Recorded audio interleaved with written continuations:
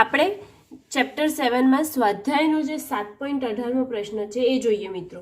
એક ઘન ગોળો એક જ ઊંચાઈના અલગ અલગ નમન કોણ ધરાવતા બે ઢળતા સમતલ પરથી ગબડે છે।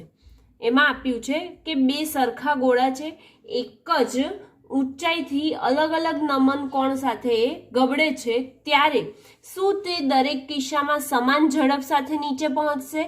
બી શું એક સમતલમાં કરતા બીજા સમતલ પર વધુ સમય લેશે? અને સી આપ્યું છે જો એમ હોય તો કયા સમતલ પર અને શા માટે? ઓકે, તો આપણે સૌથી પહેલા કોઈ ગોળો છે, એ ગોળો ઢળતા સમતલ પરથી ગતિ કરે છે, પરંતુ એમના નમન કોણ જે છે એ કેવા છે? જુદા જુદા છે। બે ગોળા છે અને એ બંનેના નમન કોણ જુદા જુદા છે, પરંતુ ઊંચાઈ કેવી છે? એક સરખી છે। તો ધારો કે આ θ1 છે અને આ બાજુ જે છે એ θ2 છે, ઊંચાઈ એક સરખી છે, આ θ2 છે અને અહીંયાથી ગબડે છે, બરાબર। તો આપણે ગબડતી ગતિ માટે કોણીય ઝડપનું સૂત્ર એટલે કે જે ઝડપનું સૂત્ર છે એ જોઈ ગયા હતા। તો ઢાળ જે હોય ત્યારે તેના તળિયા પર પહોંચે ત્યાં સુધીમાં તેની ઝડપ અથવા તો વેગ કહેવાય, બરાબર ને? તો વેગનું સૂત્ર શું હતું? તો √2gh અપોન શું હતું? 1 + k² અપોન r², આવું હતું સૂત્ર આપણું, બરાબર। તો આ ઢાળનું વેગનું સૂત્ર થઈ ગયું। એવી જ રીતે પ્રવેગનું સૂત્ર જો જોવા જઈએ તો પ્રવેગનું સૂત્ર શું લખી શકીએ? a બરાબર g sin θ upon 1 + k² upon r², બરાબર, આપણે લખી શકીએ। હવે v અને a આપણને પહેલા પ્રશ્નમાં એટલે કે એ માં શું કીધું કે શું તે દરેક કિસ્સામાં સમાન ઝડપ સાથે નીચે પહોંચશે? એટલે કે જ્યારે એ નીચે આવે ત્યારે એની ઝડપ સમાન હશે કે નહીં? તો હશે તો કેવી રીતે અને ના તો કેવી રીતે? ઓકે, તો આપણે જોઈએ પહેલા આપણું વેગનું સૂત્ર v બરાબર √2gh 1 + k² અપોન r² છે। અહીંયા θ1 જે છે એ અને θ2 છે એ બંનેની વેલ્યુ અલગ અલગ છે। તો આપણે જોઈએ વેગનું જે સૂત્ર છે એમાં થીટા પર આધારિત છે કે નથી? ખાલી હા કે ના તમે વિચારો। નથી, થીટા આવે છે આ સૂત્રમાં? નથી આવતું, માટે એ વેગ થીટા પર આધારિત નથી, માટે એમની ઊંચાઈ સરખી છે, તો તે એક સાથે જ જમીન પર આવશે અને વેગ પણ કેવો હશે? સમાન હશે। તો આપણે લખી શકીએ કે વેગ બંને કિસ્સામાં સમાન હશે, કારણ કે વેગ થીટા પર આધારિત નથી। ઓકે, અને બંનેની ઊંચાઈ પણ સરખી છે, તેથી તેમનો વેગ કેવો થશે? h સમાન છે, માટે v પણ સમાન છે। ઓકે, હવે બી માં શું પૂછે છે કે શું એક સમતલ કરતા બીજા સમતલ પર વધુ સમય લેશે? તો એક ઢાળ કરતા બીજા ઢાળ પર ગોળો વધારે ગબડે છે। કેમ? કેમ કે એમના નમન કોણ ચેન્જ છે, એટલે થોડોક એનામાં ફેરફાર આવશે। એટલે કે પહેલો ઢાળ જો ઓછો છે અને બીજો ઢાળ આપણો વધારે છે, એટલે કે ખૂણો વધારે હશે, તો શું થશે કે એક ઢાળ કરતા બીજા ઢાળ પર બીજા ગોળો વધારે ગબડે છે। અને ત્રીજું પ્રશ્નમાં શું પૂછ્યું છે કે જો એમ હોય તો કયા સમતલ પર અને શા માટે? તો કયા સમતલ પર ગોળો વધારે ઝડપથી ગબડશે, એટલે કે એમનો પ્રવેગ ઓછો વધતો જોઈએ, એ પ્રમાણે સમય કોને વધારે લાગશે અને કોને ઓછો લાગશે એ જોઈએ। તો જે ઢાળ માટે થીટા નાનો હશે, શું જેનામાં થીટા નાનો હશે તો તેનામાં વધારે સમય લેશે, અને જેનો થીટા મોટો હશે તેનો સમય ઓછો થશે। તો લખી શકીએ કે જે ઢાળ માટે થીટા નાનો હશે તે ઢાળ પરથી ગબડવા માટે વધારે સમય લેશે. કેમ એવું? તો કેમ કે કારણ કે અથવા તો કેમ કે એ જે છે એટલે કે પ્રવેગ જે છે એ કોના સમપ્રમાણમાં છે? તો સાઇન થીટાના સમપ્રમાણમાં છે. બરાબર.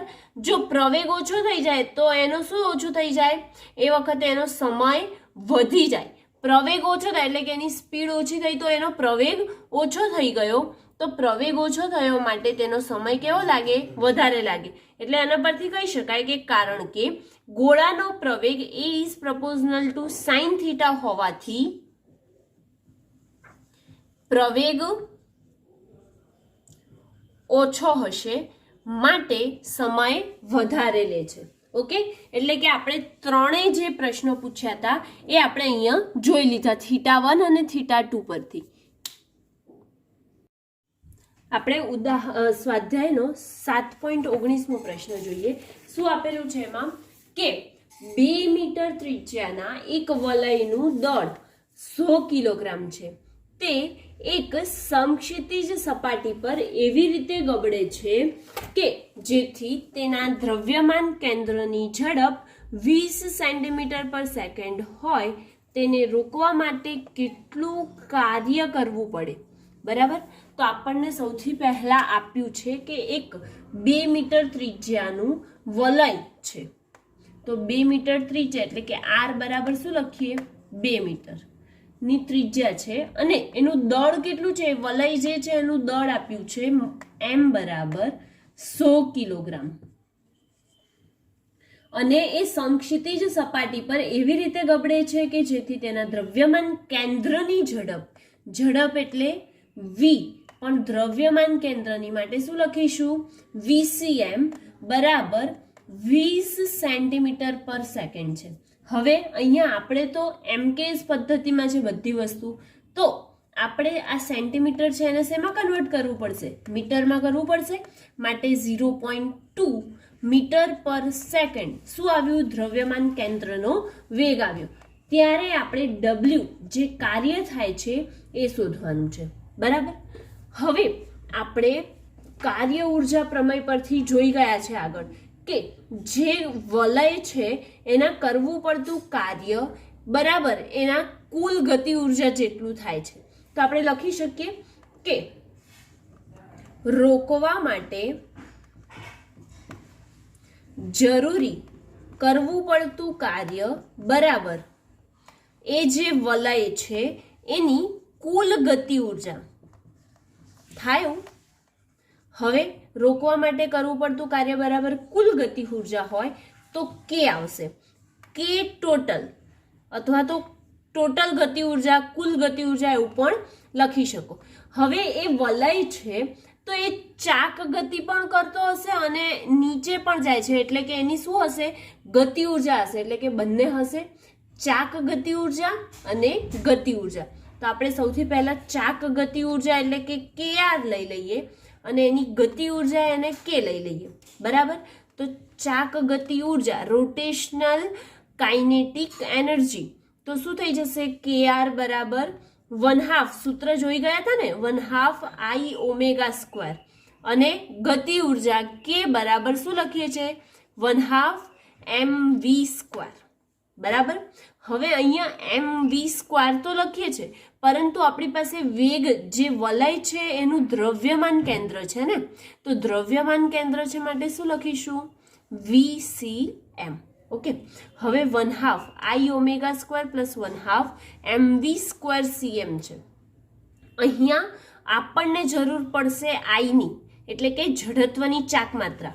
જડત્વની ચાક માત્રા છે તો એક વલય છે, તો વલય હોય તો એની જડત્વની ચાક માત્રા કેટલી લેવાની હોય છે?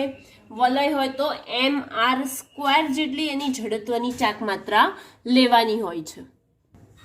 રિંગ છે બરાબર, આ રીતે રિંગ હોય અને એના વલયાકાર એના લંબ હોય તો mr સ્ક્વેર જડત્વની ચાક માત્રા આપણે લખીએ છીએ. તો I બરાબર શું લખ્યું? mr square.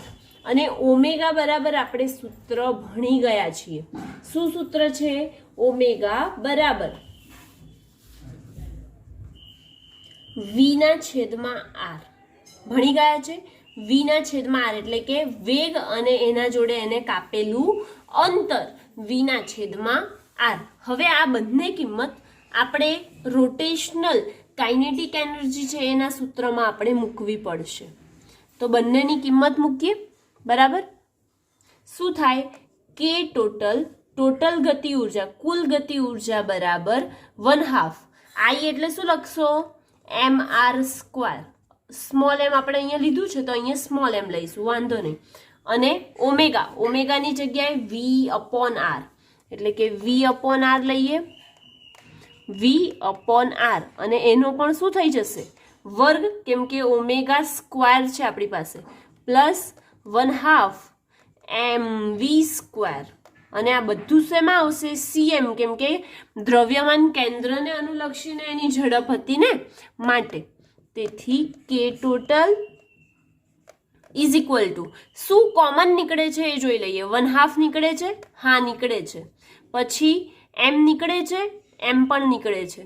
પછી આર અને આરનો વર્ગ એટલે કે વી સ્ક્વેર સીએમ છેદમાં આર સ્ક્વેર થશે. તો આર સ્ક્વેર તો કેન્સલ થઈ જાય છે. વી સ્ક્વેર સીએમ નીકળે છે. તો અહીંયા બંને બાજુથી વી સ્ક્વેર સીએમ પણ કોમન કાઢ્યું. તો આ બાજુ બચ્યું શું? 1 બચ્યું. અને આ વાળા પદમાં બી 1/2 એમ વી સ્ક્વેર સીએમ બહાર નીકળી ગયું. તો બચ્યું શું? ખાલી 1. કશું નહીં બચ્યું એટલે 1 લખ્યું આપણે. બરાબર ને? તો શું થશે? 1/2 M V square CM into 1 + 1 is 2. 2 2 cancel. બચ્યું શું? M V square CM. એમ એટલે દળ કેટલું છે? 100. વી સ્ક્વેર સીએમ એટલે વી સીએમ ની વેલ્યુ લખીશું 0.2 ઇન્ટુ 0.2. 2 દુ 4. 4 ભાગ્યા 100 કરીએ એટલે 100 કેન્સલ. 4 જૂલ કુલ ગતિ ઉર્જા આવી. અને આપણે લખ્યું હતું કે જે કુલ ગતિ ઉર્જા છે એ જ વલયને રોકવા માટે કરવું પડતું કાર્ય છે, બરાબર ડબલ્યુ. તેથી ડબલ્યુ બરાબર 4 જૂલ. કેટલું આવ્યું? 4 જૂલ આવે છે. ઓકે. અને એની સાથે આ જે ક્વેશ્ચન છે એ અહીંયા કમ્પ્લીટ થાય છે. સ્વાધ્યાયનો 7.20મો પ્રશ્ન છે. એક ઓક્સિજન અણુનું દ્રવ્યમાન 5.30 × 10⁻26 કિલોગ્રામ અને તેના કેન્દ્રમાંથી પસાર થતી તેના 2 અણુઓને જોડતી રેખાની લંબ એવી અક્ષને અનુલક્ષીને જડત્વની ચાક માત્રા I બરાબર 1.94 × 10⁻46 કિલોગ્રામ મીટર સ્ક્વેર છે. અને ધારો કે કોઈ ગેસમાં આવા અણુની સરેરાશ ઝડપ 500 મીટર/સેકન્ડ છે અને તેના પરિભ્રમણની ગતિ ઉર્જા એ તેના સ્થાનાંતરણની ગતિ ઉર્જાથી 2/3 છે. તો અણુનો સરેરાશ કોણીય વેગ શોધો. શું શોધવાનું છે? પહેલા અણુનો સરેરાશ કોણીય વેગ શોધવાનો છે. કોણીય વેગને આપણે શેનાથી દર્શાવીએ? ઓમેગાથી. માટે ઓમેગાથી દર્શાવ્યું. બરાબર. ઓક્સિજનના અણુનું દ્રવ્યમાન આપ્યું છે. કેટલું આપ્યું છે? એમ બરાબર 5.3 × 10⁻26 કિલોગ્રામ.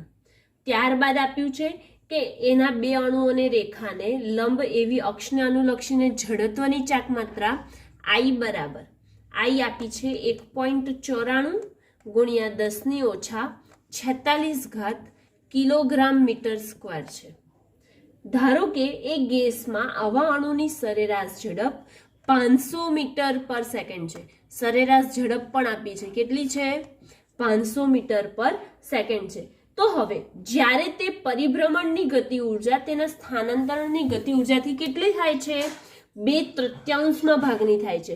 તો આપણે લખી શકીએ પરિભ્રમણની ગતિ ઉર્જા, ધેટ મીન્સ ચાક ગતિ ઉર્જા. બરાબર.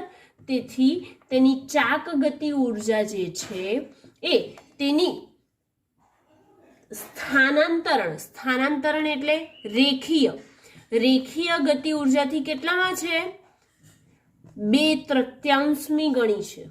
2/3 છે એવું કીધું તો આપણે એને 2/3 કરી કાઢ્યા. તો હવે ચાક ગતિ ઉર્જાનું સૂત્ર આપણે જોઈ ગયા. શું આવે? 1/2 I ઓમેગા સ્ક્વેર. રેખીય ગતિ ઉર્જા, રેખીય ગતિ ઉર્જા એટલે કે આપણી ગતિ ઉર્જા, ગતિ ઉર્જાનું સૂત્ર શું આવે? 1/2 mv સ્ક્વેર આવે. બરાબર ને? 1/2 I ઓમેગા સ્ક્વેર બરાબર 2/3 ગુણ્યા 1/3 mv સ્ક્વેર. 2 2 કેન્સલ. હવે જે કિંમત છે એ આપણી પાસે મૂકવાની છે અને જે નથી એને સામે લઈ જઈએ. બરાબર? એટલે કે એ શોધવાનું આવશે. તો ઓમેગા સ્ક્વેરની કિંમત નથી આપણી પાસે, તો એને એમનું એમ રાખ્યું. હવે mv સ્ક્વેર છે તો mv સ્ક્વેરને આમ લઈ લીધા. 2 ની નથી તો 2 ભાગાકારમાં છે આ સાઈડ, ડાબી સાઈડ, તો જમણી સાઈડ આવે તો શેમાં આવશે? ગુણાકારમાં. પછી 3m ના m અને I પણ m નો m. હવે ઓમેગા સ્ક્વેર છે તો આપણે શોધવાનું શું છે? ખાલી ઓમેગા. એવું તો નથી કીધું ને ઓમેગા સ્ક્વેર શોધો એમ. ના, ઓમેગા શોધવાનું છે. તો ઓમેગા શોધવાનું હોય તો એનું શું લેવું પડે? વર્ગમૂળ લેવું પડશે. બરાબર? તો વર્ગમૂળ લઈએ તો શું થઈ જશે? 2/3 mv સ્ક્વેર અપોન I થાય એવું? 2/3 mv સ્ક્વેર અપોન I. હવે આ બધાની આપણે કિંમત મૂકીએ. તેથી ઓમેગા બરાબર, હવે હા અહીંયા વર્ગ અને વર્ગમૂળ કેન્સલ થશે. કોની જોડે? v જોડે. જે વેગ છે એની જોડે v સ્ક્વેર છે તો વર્ગ અને વર્ગમૂળ કેન્સલ થાય, માટે બચે શું? માત્ર v બચે. બરાબર? તો 2/3 m અપોન I. હવે કિંમત મૂકીએ એટલે આપણે સોલ્વ થઈ જશે. v કેટલા છે? 500. v આપણા 500 છે. વર્ગમૂળમાં 2/3 m કેટલા છે? 5.3 ગુણ્યા 10 - 26 છે ને? 10 - 26 છે. પછી એના અપોનમાં I કેટલા છે? 1.94 ગુણ્યા 10 - 46 છે. તો 10 - 46 કર્યું. તેથી ઓમેગા બરાબર 500 m ના m. આપણે આનું જે વર્ગમૂળની અંદર છે એનું સાદુરૂપ આપી દઈએ તો 2 ગુણ્યા 5.3 ભાગ્યા 3 ભાગ્યા 1.94 કરીએ તો આપણો આન્સર આવે છે 1.82 ગુણ્યા, હવે 46 છે. કેટલી? -46 છે. -46 ઉપર જાય તો કેટલા થઈ જાય? +46 થાય. અને ઓલરેડી -26 છે તો 46 માંથી 26 જાય તો કેટલા બચે? 20 બચે. બરાબર? તો 10 - 20 એવું લખાય ને? તો આપણે 10 - 20 લખ્યું. હવે આમનું વર્ગમૂળ કાઢીએ તો, અને વર્ગમૂળ કાઢીને 500 વડે ગુણી કાઢીએ તો આન્સર આવે છે 6.75 ગુણ્યા 10 - 12 રેડિયન પર સેકન્ડ. ઓમેગા બરાબર કેટલું આવ્યું? 6.75 ગુણ્યા 10 - 12 રેડિયન પર સેકન્ડ આવે છે. આપણે શોધવાનું શું હતું? કે એના અણુનો સરેરાશ કોણીય વેગ શોધો. તો શોધાઈ ગયો. અને આ જે છે 20મો પ્રશ્ન એ અહીંયા કમ્પ્લીટ થાય છે. સ્વાધ્યાયનો 7.21મો પ્રશ્ન છે. 30 ડિગ્રીના ખૂણે નમેલા એક ઢળતા પાટિયા ઉપર એક નક્કર નળાકાર ગબડીને ઉપર તરફ જાય છે. આ ઢળતા પાટિયાના તળિયે નળાકારનું દ્રવ્યમાન કેન્દ્ર 5 મીટર પર સેકન્ડની ગતિ ધરાવે છે. તો નળાકાર આ ઢળતા પાટિયા પર કેટલો ઉપર જશે એ પાઠમાં એ પૂછ્યું છે. અને બી પાઠમાં એવું પૂછ્યું છે કે તળિયે પાછા આવવા માટે તેને કેટલો સમય લાગશે. તો સૌથી પહેલા આપણને થીટા આપ્યું છે. થીટા બરાબર શું આપ્યું છે? 30 ડિગ્રી. ત્યારબાદ એ દ્રવ્યમાન કેન્દ્રથી એની ઝડપ આપી છે v/cm બરાબર છે 5 મીટર પર સેકન્ડ. અને આપણે શોધવાનું શું છે? તો નળાકાર ઢળતા પાટિયા પર કેટલો ઉપર જશે એવું શોધવાનું છે અને તળિયે પાછા આવવા માટે કેટલો સમય લાગશે. આ બે વસ્તુ આપણે શોધવાની છે. બરાબર? હવે નળાકારની કુલ, પહેલા તો એ ઢળતા પાટિયા પર છે તો ઢળતા પાટિયા પર હોય તો નળાકારની શું હશે? ગતિ ઉર્જા હશે. તો નળાકારની કુલ ગતિ ઉર્જા બરાબર એની જે ગતિ ઉર્જા છે તે અને એ ચાક ગતિ કરીને એ નીચે આવે છે તો એની ચાક ગતિ ઉર્જા હશે બરાબર. તો આપણે નળાકારની કુલ પ્રારંભિક ગતિ ઉર્જા શોધી કાઢીએ. નળાકારની કુલ પ્રારંભિક ગતિ ઉર્જા KI બરાબર શું થઈ જશે? એની ચાક ગતિ ઉર્જા 1/2 I ઓમેગા સ્ક્વેર પ્લસ એની ગતિ ઉર્જા કેટલી થાય? 1/2 mv સ્ક્વેર. mv સ્ક્વેરમાં આપણે શું મૂકીશું? અહીંયા cm મૂકીશું. હવે આપણી પાસે નળાકાર છે તો નળાકારની જડત્વની ચાક માત્રા જોવી પડશે ને. તો જડત્વની ચાક માત્રા જોવી પડે તો એ નળાકાર આપણે કેવો લીધો છે? તો એ નળાકાર નક્કર હશે. તો નક્કર નળાકાર છે તો I બરાબર કેટલું થઈ જાય? mr² જેટલું થાય બરાબર. તો એ નક્કર નળાકાર હોય તો mr²/2 થાય છે. તો એની કિંમત I ની જગ્યાએ અને ઓમેગા બરાબર શું મૂકીશું? તો ઓમેગા બરાબર આવશે v/r. તેથી KI બરાબર 1/2 mr²/2 અને ઓમેગા છે આપણે ઓમેગા સ્ક્વેર જોઈએ તો એમનો વર્ગ કરીશું તો v²/r² થશે બરાબર. તો r² કેન્સલ પ્લસ 1/2 mv²cm એમના m. હવે 1/2 v²cm 1/2 mv²cm એ બંને ક્યાં જશે? કોમન નીકળશે. તેથી પ્રારંભિક કુલ ગતિ ઉર્જા 1/2 mv²cm. અહીંયાથી શું કોમન નીકળ્યું? 1/2 બાકી રહ્યો અને અહીંયાથી આખું કોમન નીકળી ગયું એટલે શું બચ્યું? એક જ બચ્યો. માટે KI બરાબર કેટલું થઈ જશે? 1/2 વત્તા 1 એટલે 3/2 થાય બરાબર. 3/2 અને ગુણ્યા 2 છે તો એટલે ભાગાકારમાં ગુણ્યા 1/2 છે તો 2 દુ 4 થાય તો 3/4 mv²cm થાય છે. ઓકે. હવે આપણે આની કિંમતો મૂકીશું અને જોઈએ કે શું આવે બરાબર.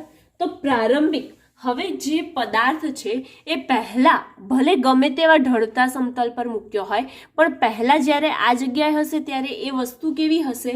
સ્થિર હશે બરાબર. તો એ સ્થિર હશે પછી એની ગતિ ચાલુ કરે છે તો એની પ્રારંભિક ગતિ ઉર્જા છે માટે એની પ્રારંભિક સ્થિતિ ઉર્જા શું થઈ જશે? પ્રારંભિક સ્થિતિ ઉર્જા ઢળતા સમતલ પર મૂક્યો છે માટે તેની પ્રારંભિક સ્થિતિ ઉર્જા 0 થઈ જશે અને પ્રારંભિક ગતિ ઉર્જા આપણે શોધી કાઢી. હવે એ ગબડતો પ્રારંભિક ગતિ ઉર્જા છે તો છેલ્લે અંતિમ ગતિ ઉર્જા કેવી થઈ જશે? 0 થઈ જશે. તો એના પરથી લખીએ આપણે કે અંતિમ ગતિ ઉર્જા KF બરાબર 0 અને અંતિમ સ્થિતિ ઉર્જા બાકી રહી ને તો અંતિમ સ્થિતિ ઉર્જા પહેલેથી ગતિ કરે છે પછી આવીને શું થઈ જશે? એ સ્થિર થશે માટે એની સ્થિતિ ઉર્જા હશે.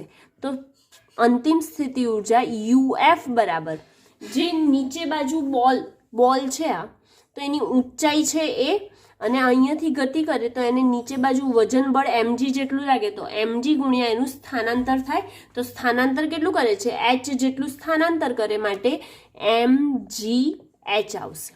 ઓકે. હવે જે h છે એ શું છે? તો તળિયાની ઊંચાઈ છે અને mgh તો લખ્યું પણ આપણે એના ઉપર પ્રક્ષેપ દોરીએ છે ને h એટલે એના ઉપર પ્રક્ષેપ દોરીએ તો શું થઈ જશે? એમની વચ્ચેનું અંતર એમના ઘટક જોડે આવશે તો mg d sin θ. d sin θ એટલે કે એમના વચ્ચેનું જે ઢાળ પર કાપેલું અંતર છે એ ઢાળ પર કાપેલું અંતર અને આ તળિયાથી એની ટોચની ઊંચાઈ h આ d sin θ થઈ જશે. તો આપણે લખી શકીએ અહીંયા કે mg d sin θ જ્યાં h એ તળિયાથી ઊંચાઈ છે અને d એટલે ઢાળ પર કાપેલું અંતર છે બરાબર. હવે આ બધાની કિંમત આપણે સ્થિતિ ઉર્જામાં જે વધારો થાય છે અને ગતિ ઉર્જામાં શું થતો જશે, ધીરે ધીરે ઘટાડો થશે, એ બંને એકબીજાના સમાન હોય એટલે કે એકબીજાથી સરખા હોય તો એને શું લખી શકીએ, સ્થિતિ ઉર્જામાં, કેમ કે ઢાળ પર છે, એની પ્રારંભિક ગતિ ઉર્જા છે તો ધીરે ધીરે એ નીચે આવતું જશે, એમ એની ગતિ ઉર્જા ઘટી જશે અને સ્થિતિ ઉર્જામાં શું થઈ જશે, વધારો થઈ જશે, એટલે કે એની અંતિમ સ્થિતિ ઉર્જા મળશે જો એની પ્રારંભિક ગતિ ઉર્જા હતી માટે. બરાબર. તો સ્થિતિ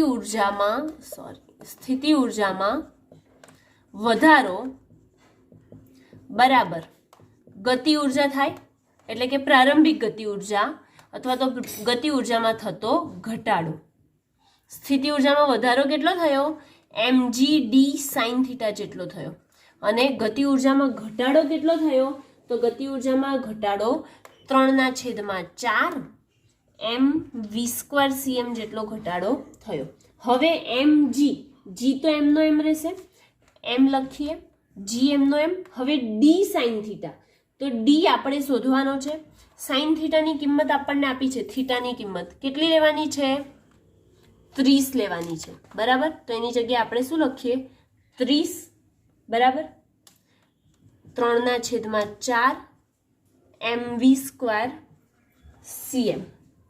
mgd sin 30, sin 30 ની વેલ્યુ કેટલી થાય, 1/2 થાય ને, માટે આપણે એની કિંમત મૂકીએ, mgd by 2 is equal to 3/4 mv² cm. સામસામેથી કંઈક કેન્સલ થાય છે, એમ કેન્સલ થાય છે, એમ કેન્સલ કરીએ, શોધવાનું શું છે, ડી શોધવાનો છે. તો હવે આપણે આ બાજુ જોઈએ. જો તમારે નોટ ડાઉન કરવાનું હોય તો વિડીયો પોઝ કરીને કરી શકો છો.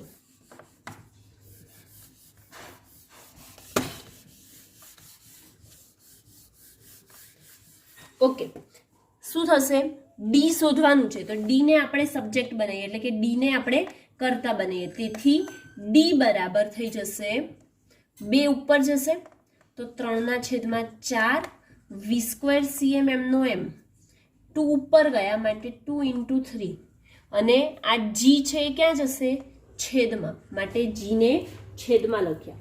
હવે આ બધાની કિંમત આપણી પાસે છે, કિંમત મૂકીએ, 2 × 3 ગુણ્યા v² ની કિંમત, v ની કિંમત કેટલી છે, 5, એટલે 5 × 5/4 ગુણ્યા 9.8. હવે ડી બરાબર આનો ગુણાકાર કરી અને 9.8 ભાગ્યા 4 વડે ભાગીએ, સોરી શું થઈ જશે, 3.826 મીટર આવ્યું. આ આપણું જે નળાકાર છે એને ઢળતા પાટિયા પર કેટલો ઉપર જશે એ આપણું જવાબ આવી ગયો. કેટલો આવ્યો, 3.882 મીટર. હજી આપણે શું શોધવાનું છે, તો તળિયે પાછા આવવા માટે એને કેટલો સમય લાગશે. ઉપર તો જતો રહ્યો, હવે તળિયા પર પાછું આવવા એને કેટલો સમય લાગશે એ શોધવાનું છે.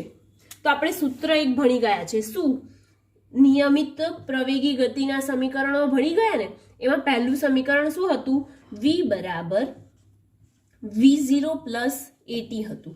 પણ અહીંયા v0 ની જગ્યાએ આપણે શું લઈશું, પ્રારંભિક એનું શું આપ્યું છે, vcm આપ્યું છે, માટે vcm.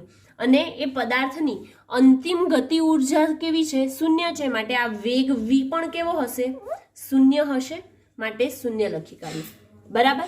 તો આ સમીકરણ પરથી શું લખી શકીએ, પ્રવેગ એ બરાબર -vcm, vcm સામે જતા રહે એટલે માઇનસ થઈ ગયા, તો -vcm, અને ટી ગુણાકારમાં હતો તો ક્યાં આવી જશે, ભાગાકારમાં. તો એ બરાબર -vcm બાય ટી આવ્યું. તેવી જ રીતે નિયમિત પ્રવેગી ગતિનું ત્રીજું સમીકરણ શું હતું, v² minus v02 is equal two 2ad હતું આ ત્રીજું સમીકરણ.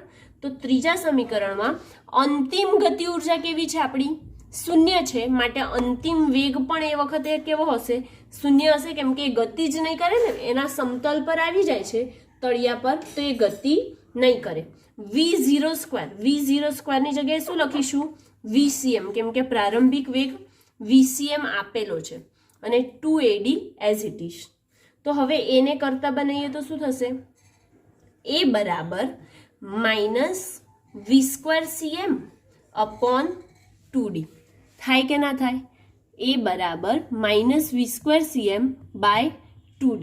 ઓકે, હવે આ સમીકરણ 1 નામ આપી દઉં અને આને જો હું સમીકરણ નંબર 2 આપી દઉં તો આ બંને સમીકરણ શું છે? પ્રવેગના સમીકરણ છે કે નથી? હા, પ્રવેગના સમીકરણ છે. માટે હવે આ બંને સમીકરણ 1 અને 2 ને સરખાવી દઈએ આપણે. તો સમીકરણ 1 અને 2 ને સરખાવીએ તો શું થઈ જશે?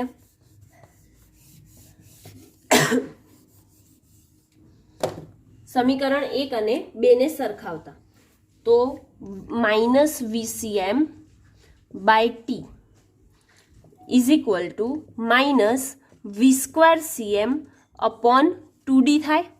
હવે સામે v²cm છે અને આ બાજુ -vcm છે.